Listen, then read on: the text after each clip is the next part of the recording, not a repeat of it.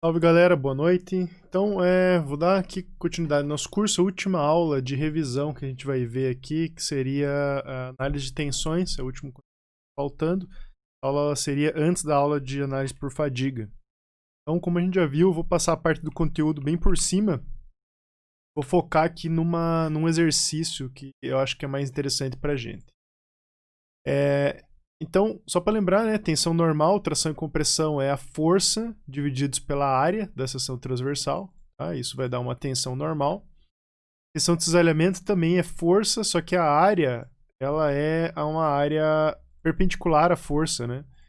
Então, você tem a força aqui e a área ela teria aqui, né? O vetor área. Aqui, né? O vetor área estaria aqui, o vetor área estaria aqui. Tá? Então, a diferença aqui, nesse caso aqui, eu seria, por exemplo, um sigma YY, né? E lembrando que na mecânica, a gente considera tração com o sinal positivo e compressão com o sinal negativo. Tá? Em engenharia civil, geralmente é o contrário, só para relembrar. E aqui seria a tensão cisalhante, então, no caso aqui, essa seria uma tensão XY, né? Porque ela está cisalhando o plano X numa direção Y. Sinal de tensão cisalhante é um pouco controverso, mas a rigor isso aqui seria negativo, está na direção negativa. Né? Essa força geraria uma tensão de cisalhamento negativa. Aqui, cisalhamento duplo, na verdade, não é uma fórmula, é que você vê que tem duas áreas aqui do parafuso que estão sendo cisalhadas desse pino, então por isso que é duas vezes a área. Torção, tá? Você tem uma fórmula clássica aqui, que é o torque vezes a distância dividido pelo momento de inércia. Então, se eu quiser calcular o torque nesse ponto aqui, ó, eu vou pegar essa distância R, né?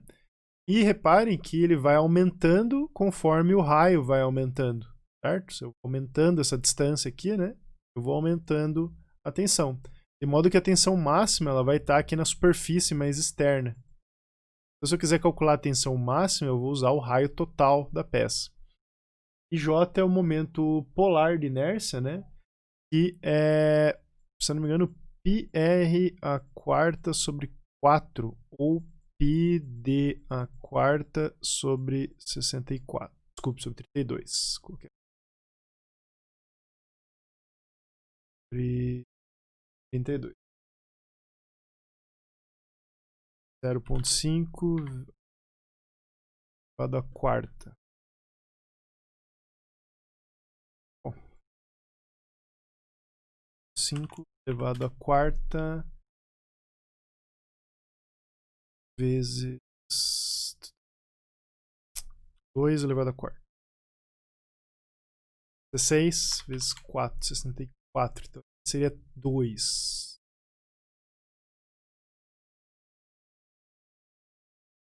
Ah, não, tá certo. É aqui é 64. Espera que eu vou olhar ali, porque eu esqueci. Espero que isso aqui esteja errado.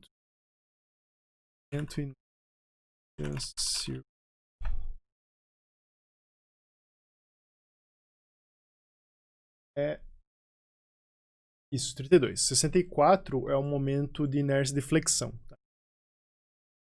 32 e aqui, na verdade, seria 2.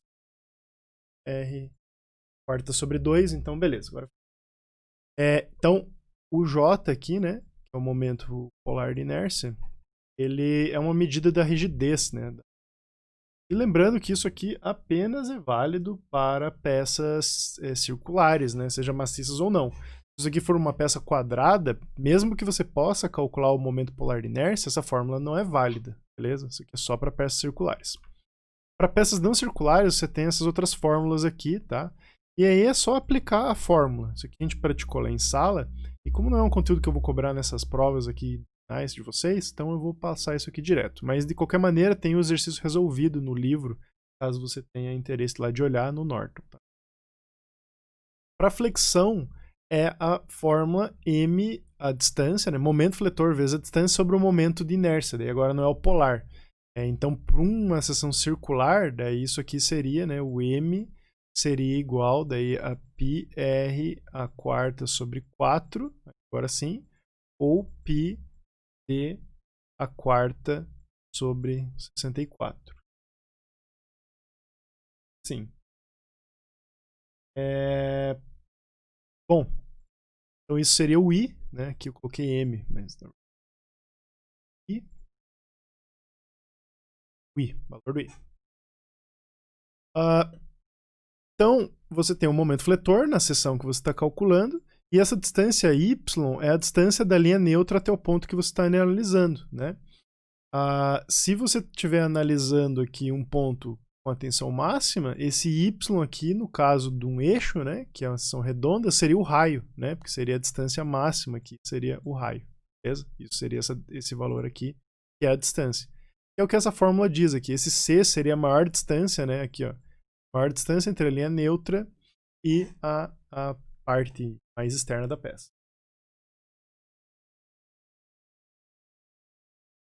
Cisalhamento por flexão tem uma distribuição de tensão um pouco diferente, né? Então, em vez de pegar só a força pela área, ela tem uma distribuição, aquele valor força sobre área seria uma tensão média. E ela, na verdade, tem uma distribuição que varia com a posição. Então, se eu quiser calcular a tensão máxima, eu poderia usar essa fórmula, se for uma barra quadrada. Se for uma barra redonda, é S.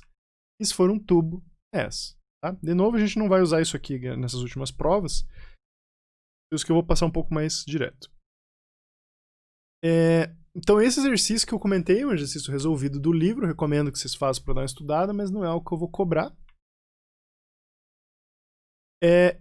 Esse também, né, é um exercício também resolvido do livro, e eu também não vou cobrar exatamente isso na prova, então também não vou, eu vou dar uma pulada nisso aqui. E o que eu vou focar mais o nosso tempo aqui, galera, é o que vou cobrar, certo? Que é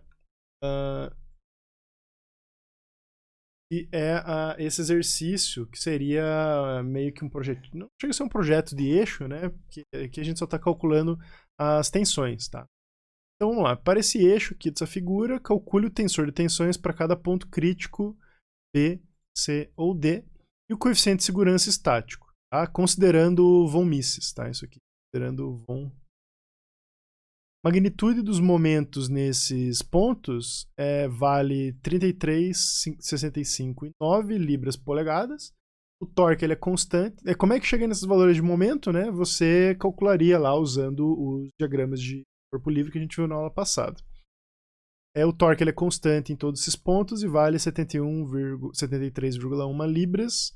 O diâmetro do eixo nessas posições, tá? Só vou ver aqui, ó, porque aqui a gente tem a posição A, né? Na posição A, que é o que a gente tem que... Na verdade, o A a gente não precisa calcular, a gente só está calculando B, C e D. Beleza? Então, o A aqui eu já vou tirar, isso que é a informação que está sobrando. E aí os diâmetros são esses, tá? Os diâmetros que a gente vai usar. E o material ele tem uma resistência que é SUT de 65, que a gente também não vai usar. E a tensão de escoamento de 38 kPSI, que é o que a gente vai usar, porque coeficiente de falha estático sempre é em função do escoamento. Bom, então vamos à massa, né? A gente vai aplicar aqui as fórmulas e basicamente é isso. Então vamos lá. Vamos primeiro aqui anotar aqui para o ponto B. Tem? Antes de mais nada, eu vou escrever aqui uma formulazinha que vai ajudar. Então, a tensão de deflexão, certo? Ela vai ser o quê? M vezes C sobre I, certo? Bom, vamos pensar para o nosso caso do eixo, né? Então, o momento fletor continua sendo o momento fletor. O C, ele é, como eu falei, ele é o raio, ou seja, ele é o diâmetro sobre 2. E o momento de inércia é aquele π d a quarta sobre 64. Se eu rearranjar isso aqui, eu chego que o valor da tensão é M, certo? É 32 M sobre π. 32M sobre π d ao cubo, certo? Vou simplificar aqui. E essa é a fórmula que é importante vocês terem lá quando vocês forem fazer a prova, porque vocês já podem usar isso direto. Tá? Lembrando que isso aqui está pensando num círculo maciço. O torque, a tensão cisalhante, ela é igual a T vezes a distância sobre J. Então isso aqui vai ser igual ao torque, a distância é π sobre 2, diâmetro sobre 2, que é o raio, o momento de inércia é πd² sobre 32, que vai dar 16t sobre πd ao cubo. Essas são as duas fórmulas que a gente vai usar aqui. E aí, galera, é só questão de aplicar a fórmula, basicamente, tá? A parte mais difícil dos exercícios é a parte de determinar o momento fletor e determinar o torque, né? E isso a gente já viu na aula passada. Sem dúvida, essa é a parte mais difícil do projeto do eixo, que o pessoal mais erra. Depois disso, é só aplicar essa fórmula aqui. Então, a tensão de flexão, nesse caso aqui, vai ser para o ponto A. Vou colocar aqui para o ponto A. Desculpe, a gente não está calculando. Para o ponto B, vai ser igual a 32 vezes o momento, que é 33, sobre π, vezes o diâmetro, que é 0,625 ao cubo. Isso aqui vai dar igual a...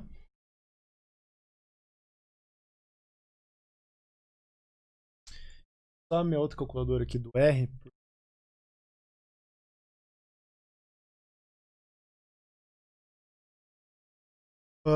Vamos lá. Que vai dar 32. Eu vou fazer o seguinte, ó, vou colocar aqui, ó, m igual a 33, d igual a 0,625 e vou escrever a fórmula. Vai ficar 32 vezes m dividido por vezes d ao cubo.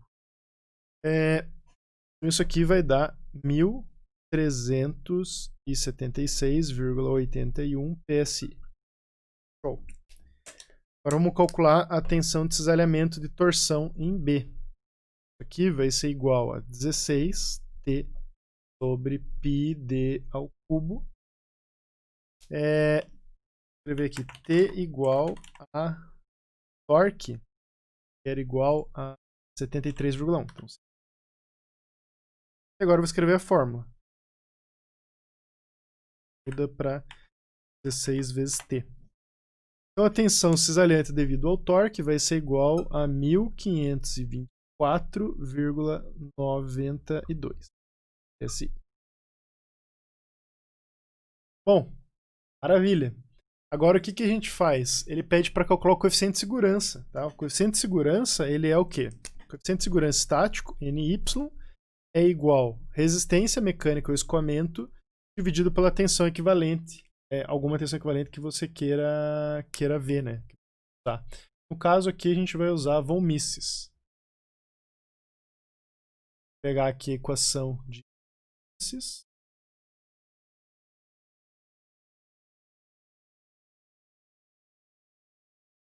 Mises.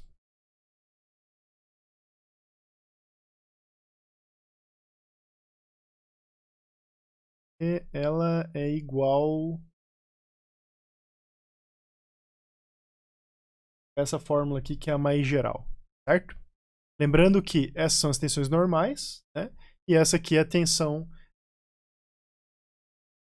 cisalhante. Então, só para pedir também que ele fala, né, para escrever o tensor de tensões, o tensor de tensões vai ser essa tensão aqui, ela é uma tensão normal e ela é na direção longitudinal do eixo. Então, isso aqui seria um sigma ZZ. Aqui a gente teria... Eu não vou escrever em valores numéricos, tá? Eu vou escrever só aqui esse valor aqui, que seria esse valor aqui, certo? Então, a sigma ZZ, na verdade, seria esse. E as outras tensões normais é igual a zero. E essa tensão aqui, ela pode ser tanto uma sigma ZX quanto uma sigma ZY. A gente já discutiu isso lá em sala. Que isso tem a ver... Isso tem a ver, né, que a direção Z é essa aqui, certo? Então eu posso estar analisando um ponto aqui do lado ou posso estar analisando um ponto em cima. Deixa eu voltar. Eu posso estar analisando aqui um B, ó, imaginando que aqui é Z, digamos. Bem que aqui no exercício está X, né? Mas vou imaginar que seja Z, X, Y. É o negócio. Então, esse ponto A, ele estaria sendo cisalhado no torque nessa direção aqui, ó. Ou na direção contrária, na verdade, né? Essa força aqui vai gerar um torque, um cisalhamento nessa direção aqui. Então essa tensão de cisalhamento seria nessa direção e no ponto B seria nessa. Então para o ponto A, a tensão de cisalhamento em A seria uma tensão de cisalhamento ZX, certo? Porque ela estaria na direção X. E para B, essa tensão de cisalhamento seria uma tensão de cisalhamento ZY, que estaria cortando na direção Y. Mas isso aqui é uma estrutura estática, né? Como o nosso problema ali é um eixo que gira, o ponto A vai virar o ponto B e depois vai virar o ponto A de novo, né? Porque ele vai ficar girando. Então não faz muita diferença a gente ficar brigando por causa de X e Y, sendo que na verdade ele vai ficar sempre mudando a direção. Então aqui a gente meio que tanto faz onde que põe, dependendo do tempo, né? Porque isso aqui, digamos assim, vai variar com o tempo, certo? E a gente vai ver isso, a gente viu isso lá na aula de fadiga, né? Então isso aqui no caso variaria com o tempo. Então meio que não importa muito. Além disso, né, quando você for fazer análise da fadiga, você sempre vai trabalhar com o sistema de coordenadas local no ponto, certo? Você vai acompanhar o ponto e não o espaço. Então, na verdade, esse sistema de coordenadas também ele vai ficar variando. Também a gente viu lá na aula de fadiga. Então aqui não importa muito se eu vou colocar essa tensão aqui, aqui ou aqui, né? O que importa, na verdade, é que ela é na parte Z. Vou colocar aqui, ó. Tal XZ, tal ZX, tá? Lembrando que tal ZX é igual a tal XZ, certo? Por definição, lá, por uma questão de equilíbrio rotacional. Então a tensão XZ é igual a tensão ZX, e isso aqui vai ser a tensão em B. Só para ter aqui a tensor de tensões, que é uma coisa que o exercício pede, tá? Mas vamos lá, vamos voltar a Von-Mises e calcular. Então aqui seria tensão XX, YY, ZZ, né? E aqui XY, YZ e ZX. Basicamente é isso. Então a tensão equivalente de Von-Mises aqui vai ser igual a... Só vou escrever os termos que não são zero. Então isso aqui vai ficar igual a meio, tá? De XX é zero, YY é zero. Então esse primeiro termo ali... Deixa eu dar um zoom aqui. Esse primeiro termo aqui zerou. Certo? Esse primeiro termo aqui zerou. O segundo termo vai ficar igual... Vai ficar o nosso sigma, tá? Só vou escrever aqui direto. Menos, na verdade, menos sigma ZZ, né? Ao quadrado. Mais sigma quadrado, né? Acompanhando aqui a fórmula. Então, esse cara é zero, esse cara é sigma. Esse cara é sigma, esse cara é zero. Mais 6 vezes, aí esse é zero, esse ou esse não é zero, um dos dois. Então, isso aqui vai ficar igual a 6 vezes tal. Beleza? Simplificando isso aqui, ó, vai ficar sigma ao quadrado menos sigma ao quadrado, vai dar sigma ao quadrado. Então, sigma ao quadrado mais sigma ao quadrado vai dar 2 sigma ao quadrado. Cortando com esse 2, eu vou ficar igual a raiz quadrada de sigma ao quadrado mais 6 tal, também tem um quadrado, né? Mais 6 tal dividido por 2, então vai ficar 3 tal ao quadrado. E essa aqui é a formulazinha que a gente vai usar bastante, porque para projeto de eixos, sempre vai dar esse cara aqui. Não sempre, mas para os nossos casos aqui, sempre, né? E a tensão equivalente de Von-Mises é a tensão normal devido à flexão ao quadrado, mais 3 vezes a tensão de cisalhamento da torção ao quadrado, e aí tira a raiz quadrada de tudo isso aqui. Então, resumindo aqui, para o nosso caso, a tensão equivalente de... Tá? Esse cara aqui, mais quadrado, raiz quadrada, e 3 vezes. Então isso aqui vai dar 2.978,55 PSI. Tá? Pegando a resistência mecânica e dividindo por essa tensão, a resistência mecânica era de 38.000 PSI. Tá? Esse valor aqui, 38.000 divididos por esse valor, o coeficiente de segurança vai dar 12.757. Beleza? E é isso, galera. Aí para os outros pontos, né, a única coisa que você tem que fazer é mudar o D e mudar o M. Show? Eu vou fazer isso aqui diretamente no computador aqui, né? Não preciso ficar reescrevendo tudo isso. Eu vou escrever isso aqui de uma... Eu vou criar um arquivo. Vou escrever isso aqui já de uma maneira mais bacana. Momento. Eu vou chamar de Sigma. Tal. Isso aqui eu vou chamar de S. São de Vomices. E aqui eu ainda preciso escrever esse Y, que é 32.000. Vou salvar isso aqui. Então, para fazer os outros problemas, aqui a única coisa que eu... Aqui não, aqui eu tenho que mudar para sig. E aqui eu tenho que ter o valor que eu quero, que é esse y dividido por... Então, o que eu vou fazer aqui? Agora eu vou colocar o valor no momento. 75.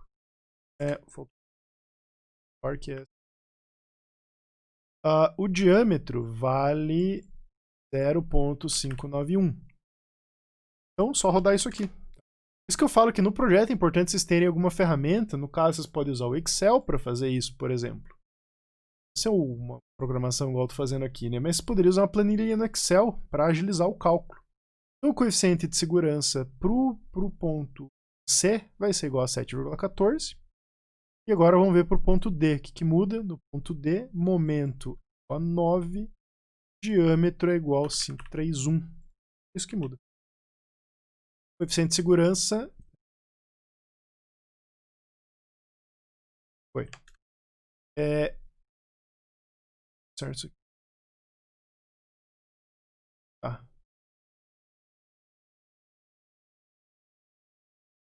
Então o coeficiente de segurança vai ser 7,35.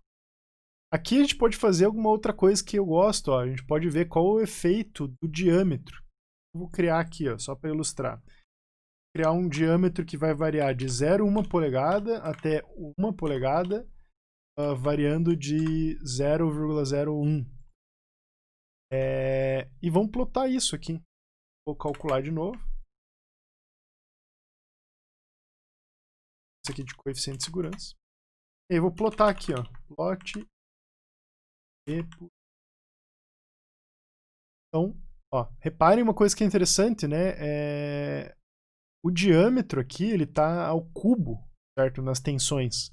Então, isso aqui, o coeficiente de segurança, ele aumenta quase que de uma forma quadrática, né? Conforme eu aumento o meu diâmetro, né? Isso pode ser interessante por quê? Deixa eu só mudar isso aqui para 65.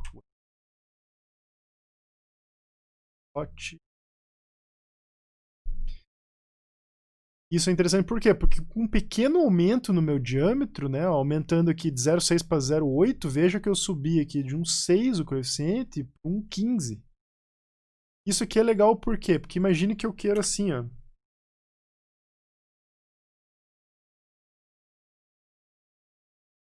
Dois.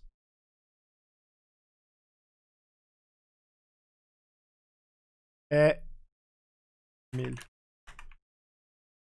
Imagine que eu queira saber, né? Isso aqui eu plotei coeficiente de segurança igual a 2, né? Então eu posso saber que com diâmetro de 0,35 polegadas eu teria um coeficiente de segurança igual a 2. Então eu posso usar os gráficos aqui, inclusive, para poder fazer o meu projeto, né? Ou eu quero saber o valor exato. O que eu posso fazer?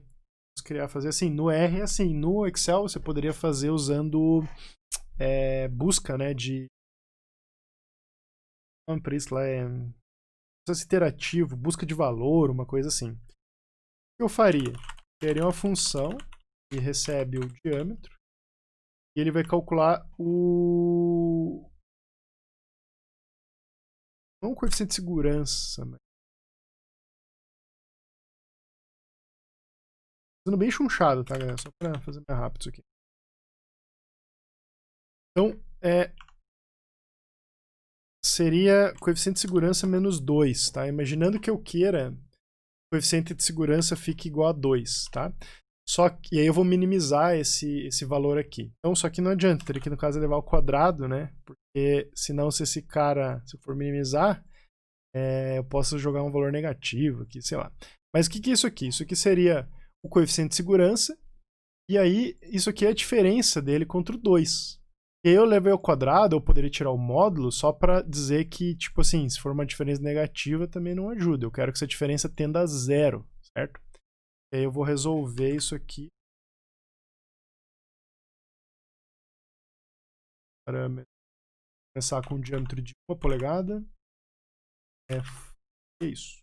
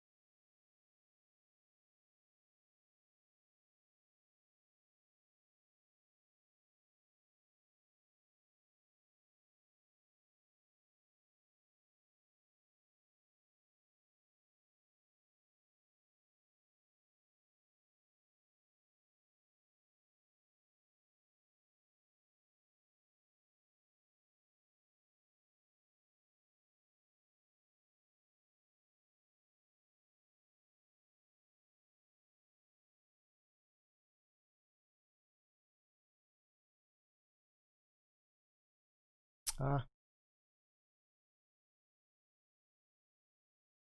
né? Tá, então deu.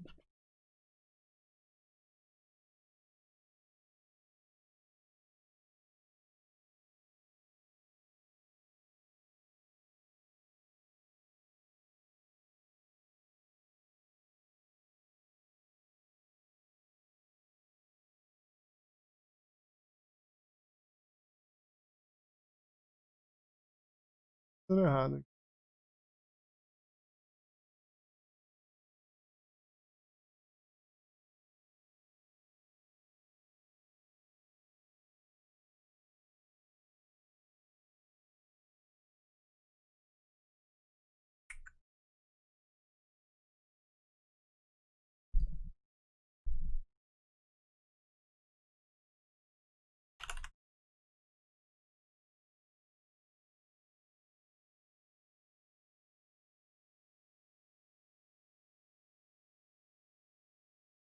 A função tá certa. É esse negócio de otimização aqui que eu tô. Certo.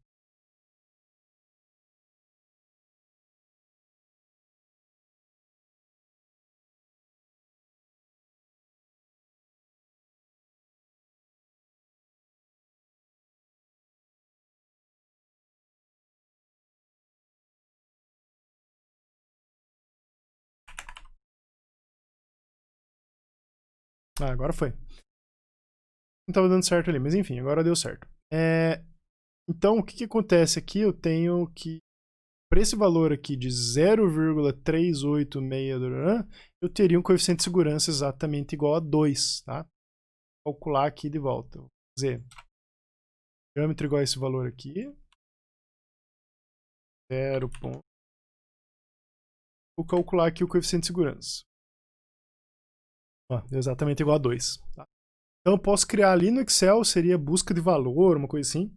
Mas aqui eu estaria resolvendo um problema de otimização. Eu estou encontrando o valor de D que minimiza essa função aqui, né? E o mínimo dela seria 0, ou seja, quando o coeficiente de segurança der igual a 2. Né? Ó, a hora que isso aqui ficar igual a 2, dá 0 e é o mínimo dessa função. Só um jeito de fazer isso aqui, mas no Excel é um pouco mais fácil. E é isso, galera. Que eu recomendo muito fortemente que vocês usem lá no projeto de vocês alguma planilhinha de Excel para ajudar os cálculos, porque vocês vão ter que ficar tentando várias vezes para dar certo, hein? Vai sair de primeira, tá? Os resultados. E você ter que ficar fazendo todas essas continhas aí na mão é bem cansativo, né? A recomendação que eu faço é que vocês usem uma planilha para fazer esse cálculo das tensões. Show? E para isso, então, na prova vai ser algo similar ao que a gente viu aqui nesse exercício, tá? Espero que tenha sido útil para vocês. Se tiverem qualquer dúvida, me mandem uma mensagem lá no Discord que eu dou uma ajudada. E por hoje é isso, galera. Valeu e um abraço.